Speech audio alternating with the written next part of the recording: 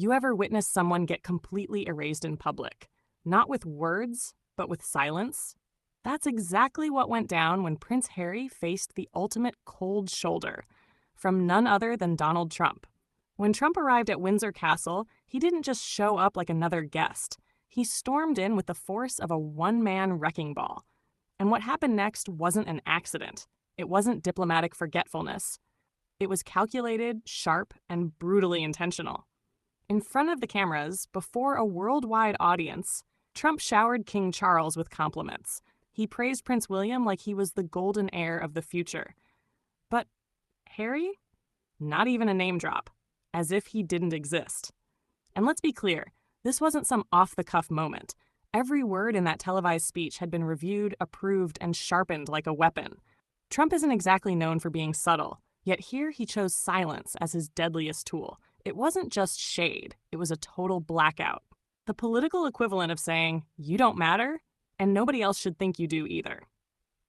Now, Trump knows how to play the crowd. When he gassed up William, calling him an amazing guy with an incredible future, it was more than a compliment.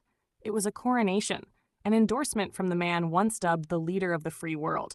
And in that very same moment, Harry was left standing in the shadows, unseen, unacknowledged, erased. Just imagine the sting. This was once the man who had global media wrapped around his finger. Harry, the rebel royal, the darling of headlines. Now, he's sidelined like an old pop star whose music no one downloads anymore. And here's the kicker. It's not just Britain turning its back. The very country Harry calls home now, America, isn't exactly embracing him either. Instead, it's mocking him. Late-night hosts roast him for laughs. Executives at Spotify casually branded him a grifter after cutting ties. Business moguls won't even consider him for serious brand deals. And that matters, because Harry's future is tied to America. This is where he and Meghan have staked everything, raising their kids, building a media empire, and hoping to cash in on what's left of that royal aura. But what happens when the empire you're trying to build is in a country that shrugs you off? When the former president can publicly erase you and no one even blinks? That's not just rejection. That's a warning sign that your influence is evaporating. Let's not forget, Trump has taken swings at Harry before. But this was his cleanest hit yet. No insults, no cheap shots, just a spotlight on William and silence for Harry. That's surgical precision. Love him or hate him, Trump knows exactly how to land a blow where it cuts the deepest. And this time, he buried Harry without saying a single bad word. And maybe the harshest part? King Charles didn't look too bothered by it. In fact, if you study the moment, he almost seemed amused. When Trump's praise shifted to William, Charles lifted his head, smirked ever so slightly, and gave his son a look that said, "This is your time now." It wasn't just approval, it was validation. Proof that the spotlight has officially moved from the spare to the heir. So here stands Harry, caught in a strange no man's land, unwelcome in the UK, unimpressive in the US, and now erased in front of the world's cameras by a man who didn't even need to insult him to bury him. Once, Harry walked behind the Queen's coffin with global sympathy on his side. Today, he walks alone, with even his own father looking the other way. And the fallout? It didn't stop at Windsor Castle. The ripple shot across the Atlantic and turned into a full-blown media storm. The American press, once enchanted by Harry's every move, has now switched its tone. Late-night shows that once praised him now roast him relentlessly. The jokes have changed. Harry is no longer seen as the bold outsider who escaped the monarchy's grip. He's painted as the lost prince, a man searching for relevance in a world that's already moved on. And just to make matters worse, recent polls in the US show his popularity has slipped even further in 2025. It seems the fairy tale is cracking, and the audience isn't buying the sequel. Harry has become the punchline, and it's not just late-night comedy routines anymore. Even behind the scenes, powerful executives are steering clear. One senior insider at Spotify reportedly branded him a faffing grifter, and that label stuck like glue. Since then, deals that once seemed guaranteed have started to vanish. Take Netflix, for example. What was once hailed as Harry and Meghan's golden contract has been quietly scaled back. Insiders say the focus has shifted almost entirely onto Meghan. Executives have made it clear they see value in her, But when it comes to Harry, the interest is flatlining. Any solo Harry project has turned into a dead zone. Remember his ambitious pitch for a polo-centered documentary? A personal vanity project that might have had an audience years ago? Today, it's buried at the very bottom of Netflix's priority list. No buzz, no hype, and worse, no demand. The audience simply isn't buying what Harry's trying to sell anymore. And that stings even more when you consider how much of his reputation was once tied to purpose. Invictus, the veterans' sporting event he founded and proudly carried as his legacy project, was supposed to define him outside the palace walls. But now, even that is slipping from his grasp. Rumors inside the camp suggest growing frustration, with some influential voices quietly pushing to move on from Harry. They see him less as a leader and more as a liability, a PR risk weighing the entire brand down. Names like David Beckham, Mike Tyndall, and Zara Tindall are being floated as potential replacements. Actual war heroes, respected figures, people who carry no messy baggage. That shift speaks volumes.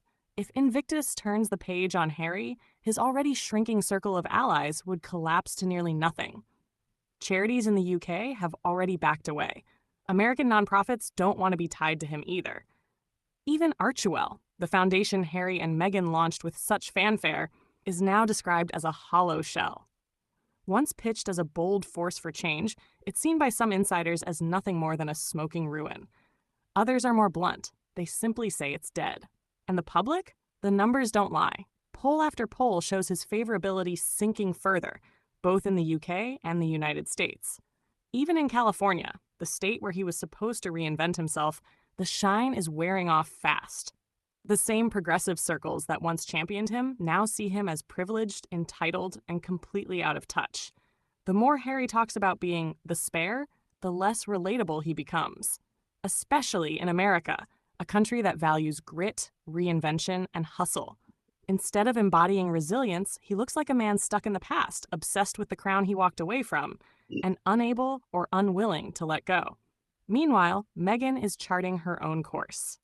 Quietly, but strategically, she's shifting the spotlight onto herself, building her individual brand with precision.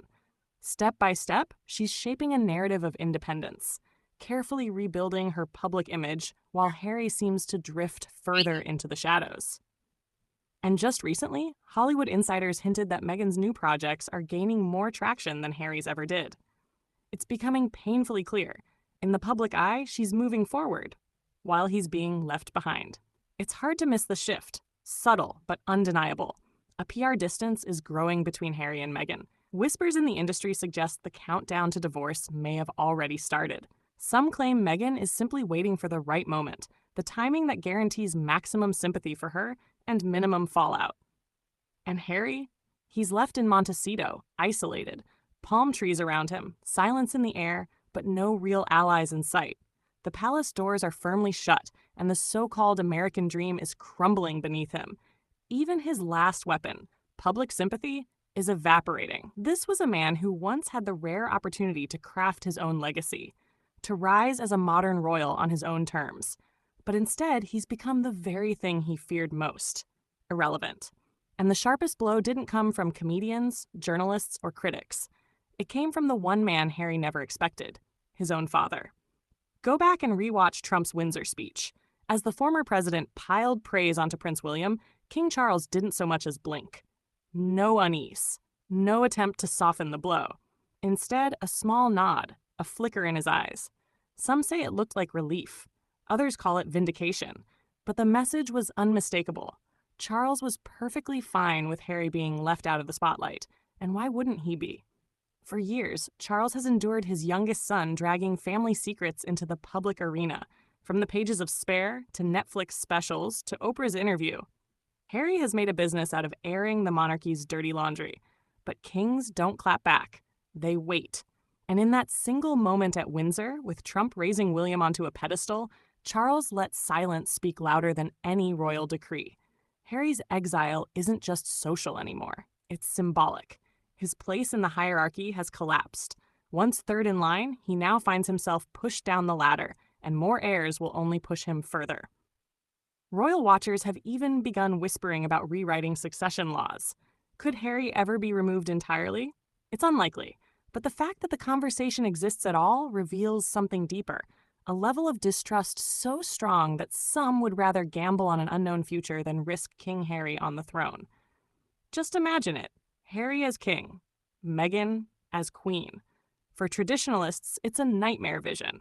Buckingham Palace transformed into a Netflix soundstage. Diplomats greeted not with state banquets, but with lavender-scented towels and influencer-style gift bags. The crown reduced to a PR engine. Every royal duty turned into content. Every speech pitched as a potential docuseries. Family disputes weaponized into headlines. Privacy, ironically exploited by the very people who cry out for it the loudest. That isn't monarchy. That's marketing. And for those who cherish the crown's dignity, it's the stuff of nightmares. Which is why Trump's move, whether accidental or deliberate, handed the monarchy something it desperately needed: clarity, a reset moment, a clear line in the sand. William and Catherine are the future. They are the image of continuity. Yes, they've faced their share of criticism, but through it all, they've never betrayed the institution that shaped them. That loyalty is currency. Especially now. Because for all the glitter and grandeur, the monarchy's survival depends on one fragile thing: trust. People must believe in the idea or it collapses. And in Windsor that day, trust was quietly realigned. The message was unmistakable. The crown belongs with William and Catherine, not Harry, not Meghan, and not the circus that follows them.